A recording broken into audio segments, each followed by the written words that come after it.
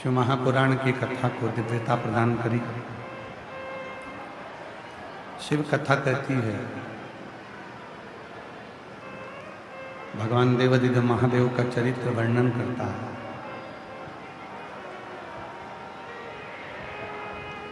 एक विश्वास जब अपने भीतर शिव के प्रति हो जाता है तो वो भरोसा हमको अपनी मंजिल तक पहुंचा देता है।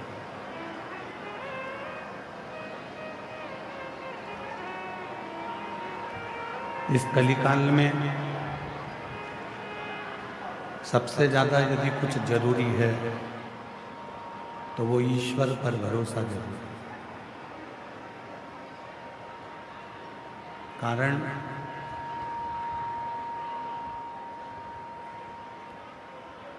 आज मानव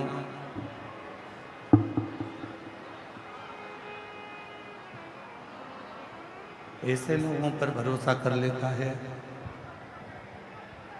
जो एक ना एक दिन धोखा देकर चले जाते हैं।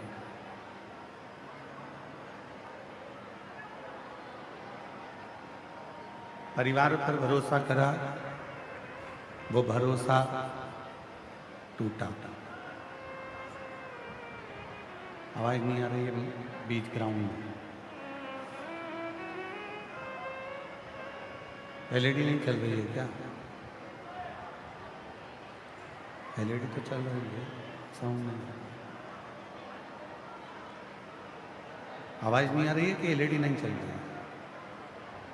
आवाज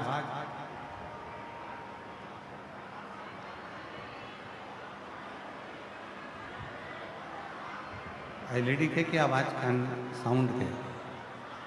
साउंड के तार साउंड चालू करिए बीच के। नाते रिश्तों पर भरोसा किया, वो भरोसा भी एक दिन टूट गया। कुछ अपने बनाए और उन अपनों पर भरोसा किया, वो भरोसा भी टूट गया। फिर शिव महापुराण की कथा कहती है कि संसार के लोगों पर भरोसा कर कर देखा, परिवार के लोगों पर भरोसा कर कर देखा, कुटुंब और रिश्तेदारों पर दूसरे नंबर का पंडा भरोसा कर कर देखा। अब एक भरोसा भगवान शिव पर कर कर देखिए। और जिस दिन आपने भगवान शंकर पर भरोसा कर लिया, ये निश्चित है कि वो भरोसा कभी टूटने वाला नहीं है। वो भरोसा अजर है और अमर है। वो भरोसा फिर टूटता नहीं।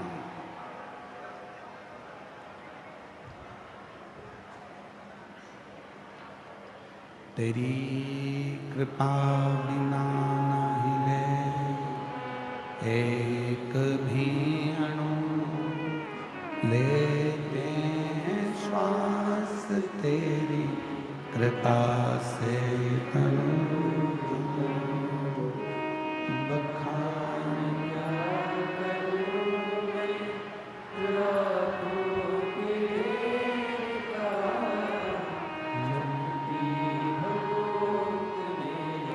खजाना कुबेर हे गंगाधर मुक्ति ओंकार तू भोले।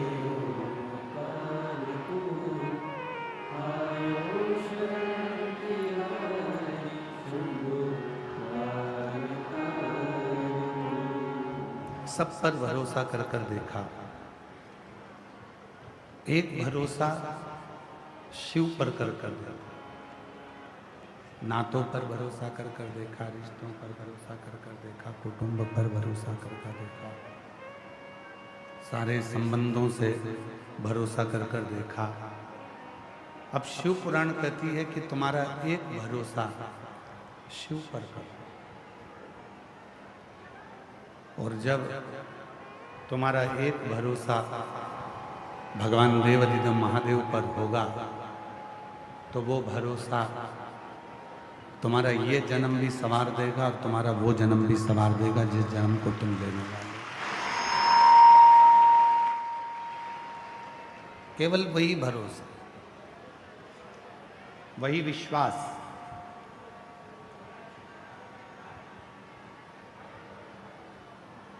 और वो जो भरोसा है वो शिव तत्व को प्रबल कर देता है। आप सभी के स्मरण में रहना चाहिए, भगवान शंकर के कानों में कुंडल में दो सर्प हैं।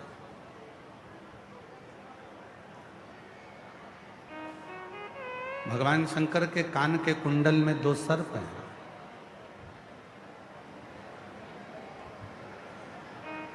कान के कुंडल में दो सांप हैं। क्या नाम है उन सर्पों का? कान के कुंडल में आवाज नहीं आ रही है क्या बीच में? कान के कुंडल में दो सर्प हैं।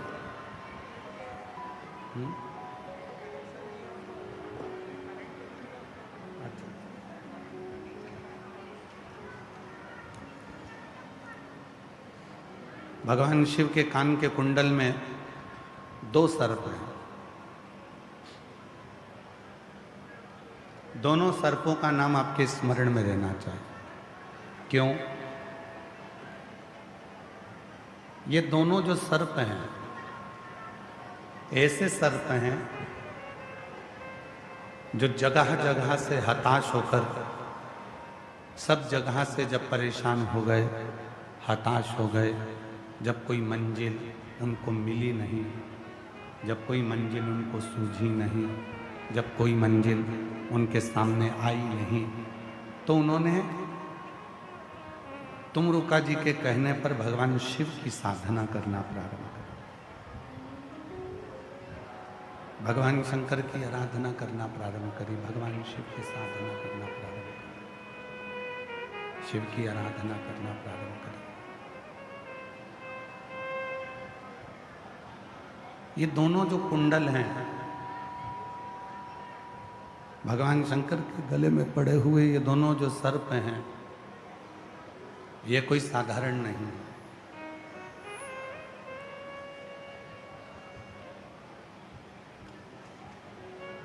माता वीणता के द्वारा जो संपूर्ण जगत में सर्प का एक आनंद प्राप्त हुआ, उन्हीं सर्पों में दो सर्प हैं। एक है पद्म, दूसरा है पिंगल। यदि कोई आपसे पूछे कि भगवान शंकर के गले में जो सर्प है, भगवान शंकर के गले में जो, भगवान शंकर के कानों में जो सर्प पड़े हुए हैं, भगवान शिव के कानों में जो दो सर्प पड़े हुए हैं, उनका नाम क्या है? तो आपके स्मरण में रहना चाहिए वो दोनों सर्पों का नाम है पद्म और पिंगल। उन दोनों सर्पों का नाम है पद्म और पिंगल। क्या नाम है? जम के बोलो। पद्म और पिंगल। अंदर के बक्से खुलवाओ ना, अंदर आवाज नहीं है। दो सर्प हैं भगवान शिव के कानों में, कुंडल में, और भगवान शंकर के कुंडल में जो दो सर्प हैं, एक का नाम है पद्म और दूसरे का नाम है पिंगल।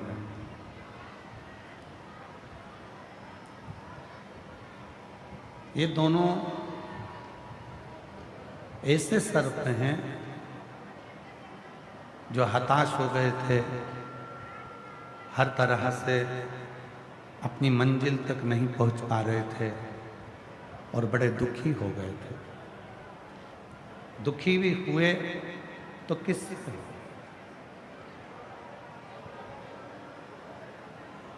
परेशान भी हुए तो किससे?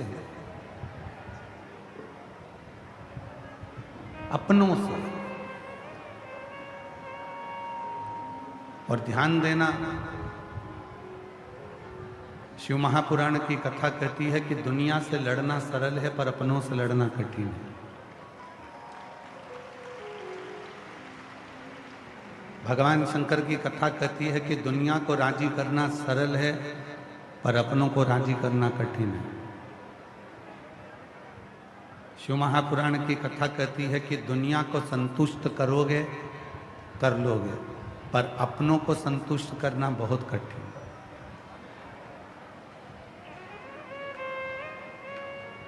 दुनिया की सारी खुशियां, दुनिया की सारी दौलत, दुनिया का सारा सुख, दुनिया का सारा वैभव आप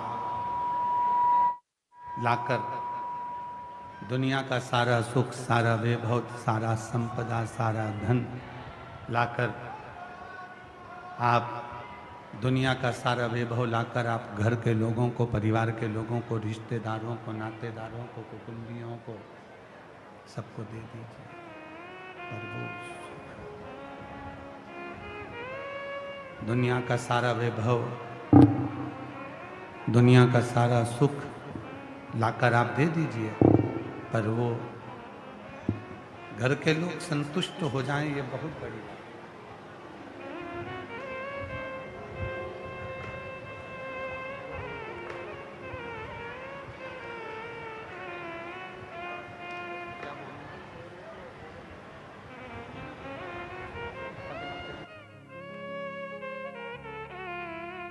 बीच में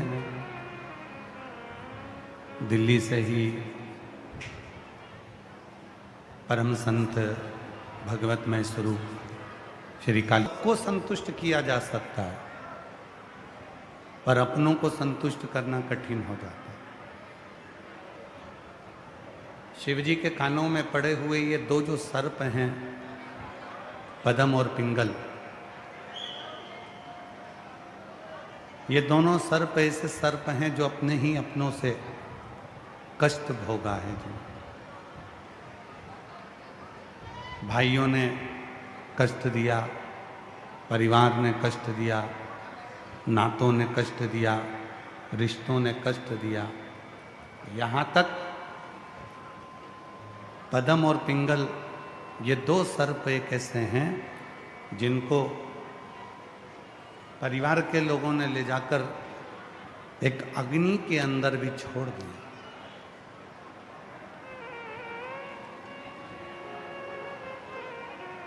एक अग्निकूप में, एक अग्निकुंड में उनको ले जाकर छोड़ दिया गया। पर उनके स्मरण में श्री तुमरुका जी के वचन रहे, उनके स्मरण में तुमरुका जी के शब्द रहे,